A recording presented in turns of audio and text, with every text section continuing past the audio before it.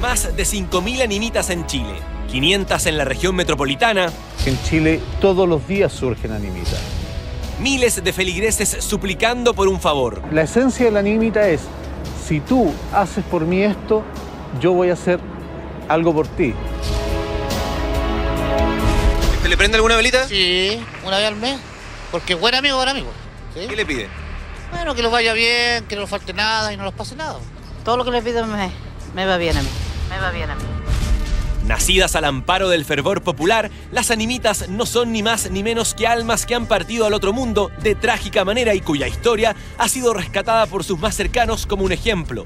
Ladrones, novias lactantes, niños nonatos, curitas, jóvenes enamorados, de todo hay en la larga fila de animitas que recorre el país.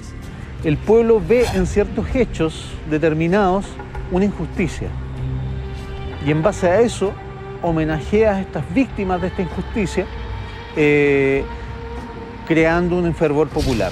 Animita, diminutivo de ánima, significa alma. Nace en la época de la colonización latinoamericana. Los soldados morían en el camino o en el campo de batalla y a estos se les dejaba una cruz con su nombre entre los dientes, con el fin que sus familiares y amigos pudieran conocer con exactitud el lugar de la muerte. Las animitas corresponden a lo que podríamos considerar el animismo. El animismo es una de las bases fundamentales de lo que es el pensamiento mágico. Y de una u otra manera, estas animitas representan lo que se conoce como un clamor popular. Es en la carretera donde encontramos más animitas. Basta con que ocurra un accidente de tránsito, atropello o cualquier tipo de muerte violenta para que familiares y amigos marquen para siempre el lugar del deceso. Sin embargo, será la tradición oral y especiales circunstancias las que elevan al rango de animita a algún muerto de este tipo. Yo diría que es un fenómeno que cruza desde Chile, Argentina, Uruguay en Sudamérica. Brasil podemos encontrar algunos puntos de comparación también. Y en México fuertemente también se da. 20 metros de placas agradeciendo el favor o el milagro concedido es lo que ocupa Romualdito en la calle San Borja, a un costado de la estación central. Romualdo Ibáñez falleció en 1933. En relación a su muerte hay muchas historias. Una de ellas es que habría abandonado convaleciente el hospital y unos delincuentes lo asaltaron y lo mataron. Algunos dicen que tenía 17 años, otros 41. ¿Usted se detuvo a pedirle algo a Romualdito? Sí, le tengo una manda de eso hace muchos meses y todos los días que me paso para que me persigno. Salud y trabajo pido nomás, para mí, para todos mis hijos y toda mi familia. Ves que vengo a Santiago, le trato de pasar a verlo. Yo vengo 2 veces a la semana por la salud de mi hijo, por trabajo, y es milagroso. ¿Cumple? Sí, cumple. Y no le puedo fallar yo tampoco.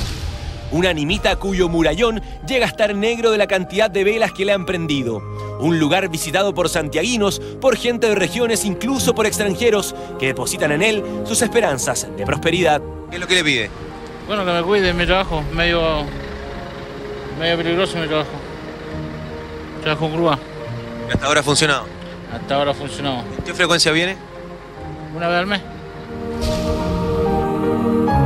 Don Carlos, usted que trabaja frente a Romualdito, ¿es testigo de qué cosa? De que viene harta gente a prenderle sus velitas. ¿Hay algún día en especial, algún momento del mes? El lunes, cuando vas, prenden velitas, en la tarde. Siempre me cumple, por eso vuelvo siempre. Y vengo de Pomaire y cada vez que vengo le prendo una velita. Muchos creen que las animitas pueden tener una comunicación directa con Dios. Por eso constantemente vemos a personas rogando por algún favor. A cambio, cada visitante adorna su pequeño testimonio con flores, velas, fotografías o pequeños mensajes, agradeciendo la petición concedida. Pero, ¿existirá realmente una conexión directa con Dios? Tú puedes pedir muchas cosas, pero de aquí a que se te cumplan y que cuando se cumplan eso tenga relación con este favor concedido por una animita o por un ser espiritual, eso es totalmente alejado de la realidad. Propiciar eso o seguir con esta idea de que el animismo es parte fundamental del siglo XXI me parece nefasto. Me parece que deberíamos empezar a educar más a la gente, me parece que deberíamos tratar de cuestionar a la religión, cualquiera esta sea, y cuestionar cualquier afirmación que nos presenten como mágica, haciéndola sentir como verdadera. A tanto ha llegado el fervor popular que incluso los ladrones han elegido la suya. En Recoleta está la iglesia La Viñita, hasta donde los delincuentes llegan con fe a pedir a la Virgen Montserrat que los ayude en el éxito de sus fechorías, a rogar que no los apresen, que no les disparen, que el botín sea jugoso. Aquí nos encontramos con un joven que estuvo por años privado de libertad. Hoy cumple su manda. Desde pequeño tengo esa escuela yo, que la Virgen de los Ladrones, de los choros, como se dice. Yo hice 13 años y llevo pocos días en la calle y le prometí a la Virgen que cuando yo me viniera iba a estar con ellos. Y me salvó la vida en la cárcel. Estoy agradecido. Cuando el trabajo ha sido provechoso, vuelven hasta el lugar entregando algún presente como forma de gratitud por el favor concedido. Vea nada más esta placa de agradecimiento. Otro de los lugares más frecuentados por los devotos es el Cementerio General. En el patio 70 se ubica la novia. Es probablemente la animita más popular del Cementerio General. Orlita Romero falleció en 1943 con tan solo 17 años. Dice la historia que murió de un ataque al corazón y su madre la mandó a embalsamar vistiéndola de blanco. Es por eso que hoy se le conoce como la novia. Quienes más la visitan son parejas pidiendo éxito en el amor, también estudiantes que le ruegan por sus estudios. Por favor, que mi hijo pase de curso. Esto es como en Roma. En Roma la gente tenía pequeños altares familiares donde adoraba a sus ancestros. En el fondo lo que estamos haciendo aquí es casi lo mismo. Pequeños altares populares para la adoración de nuestros ancestros. Si esa adoración ya pasa a los límites de la propia familia y ya pasa a cubrir el entorno del barrio, por decirlo así, ya estaríamos hablando de una animita.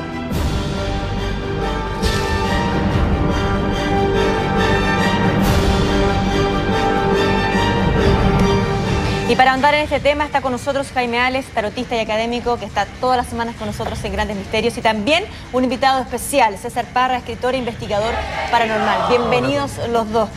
Preguntarle primero, Jaime, para que una persona que falleció se transforme en animita, ¿tiene que ser una muerte distinta? ¿Tiene que ser un accidente? ¿Tiene que ser algo trágico? Mira, lo normal en la tradición es que sí, que tiene que ser algo trágico, e incluso más. Yo lo conversaba con César antes y tal vez él podría extenderse en eso un poco, respecto a la idea de que tiene que quedar un resto de la presencia física, ¿no? del sujeto. Por ejemplo, yo recuerdo, por ejemplo, el asesinato de Pepe Carrasco, la gente del barrio ahí en Conchalí, inmediatamente, el periodista me refiero, lo consideró una animita porque quedó parte de su cuerpo allí.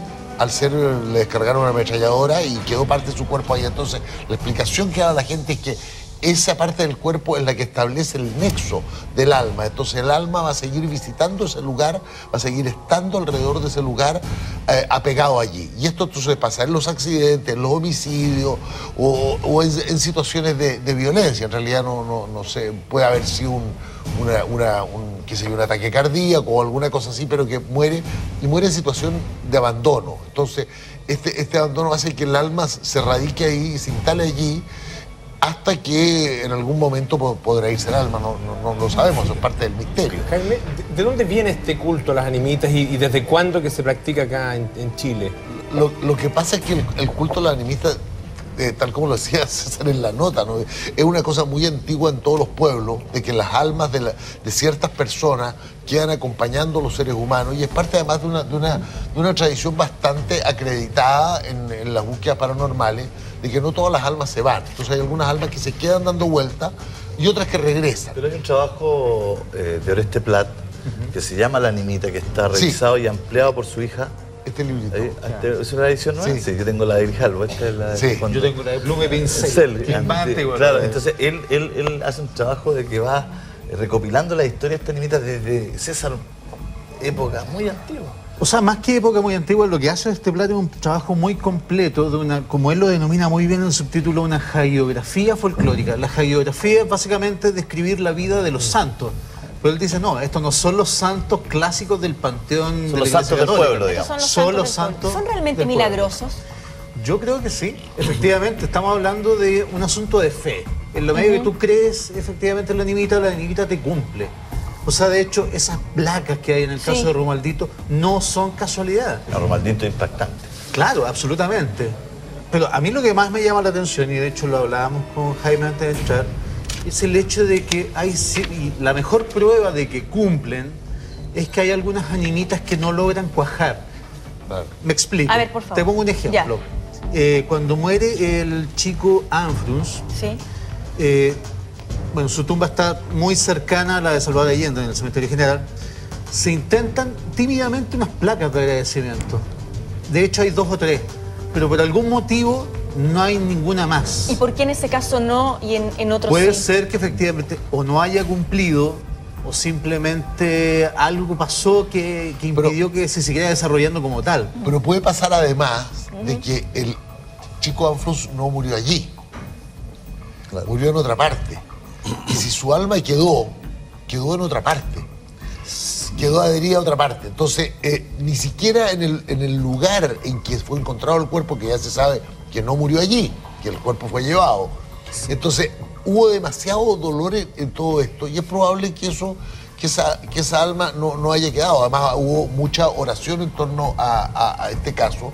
Y la oración ayuda a las almas a irse también. ¿Se supone que estas almas se mantienen más cerca de nosotros? Mira, lo que pasa es lo siguiente, yo discrepo fraternalmente de mi querido amigo Jaime, porque hay otros ejemplos. Por ejemplo, en el caso de los fusilamientos, claro, está el caso de Cuadra y Osorio, que cometió el horrible crimen de Avenida España en la década de los 60.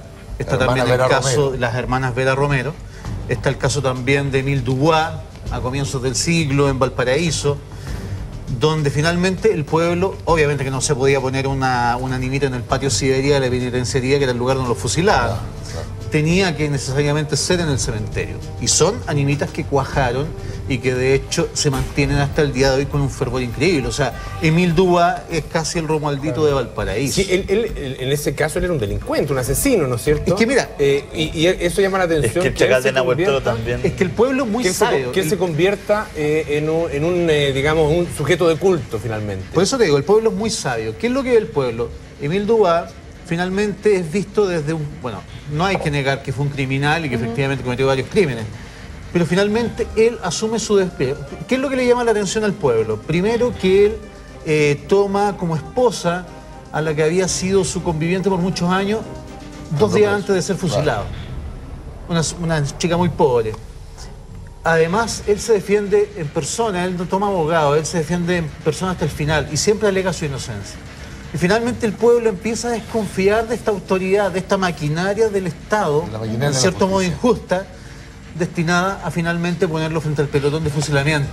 El Chacal de Nahuel Toro no es lo mismo, pero es similar también. Pero el tema tiene que ver además con la conversión de la persona. Claro. La persona, efectivamente, si acaso lo hizo, si acaso fue malo, cambió. Ya, pero el malo también le pide a la animita que le vaya bien en un asalto y le cumple. Y es otra arista. A ver, espérate, es que esa es otra historia. Sí. Resulta que tú también puedes tener almas que ayuden, porque no todas las almas tienen el mismo nivel vibracional y el mismo nivel de ascensión. Entonces perfectamente puede suceder de que haya energías espirituales de baja densidad que estén actuando y que puedan intervenir en determinados hechos. Eso nosotros lo sabemos. Los fenómenos paranormales a veces son de almas desarrolladas y otras veces son de almas que se han quedado adheridas a la materia más baja. Eso podría suceder. Ahora, no siempre esta cosa del delincuente pide que le vaya bien en su delito.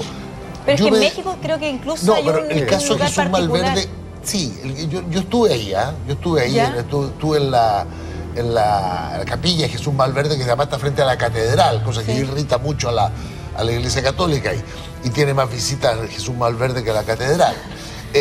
La verdad es que no son solamente los delincuentes los que van, va el pueblo entero, porque Jesús Malverde era una especie de Robin Hood, ¿no? Que repartía sus bienes, hacía mucho bien. Además que lo que uno pide es cosas que pide, también hay delincuentes que le piden a los santos, que van a la iglesia. Y además hay un antecedente. O sea, hay famosos delincuentes que van ahí a la iglesia. Hay delincuentes que fundan uniones sacerdotales. Claro, hay un antecedente histórico ahí, y de hecho yo en la entrevista lo decía, el origen latino de la animita. De hecho, en la antigua Roma, los delincuentes iban a consagrarse a Mercurio, al dios Mercurio, para que efectivamente les fuera bien en los delitos. En la Edad Media también se usaba mucho la mano de Fátima, que en el fondo era una mano disecada del delincuente muerto, que rescataban sus compañeros, la disecaban, lo guardaban en el bolsillo y se decía que no despertaban los moradores. Claro. Pero las animitas tienen algo que Tonka decía al principio, ¿no?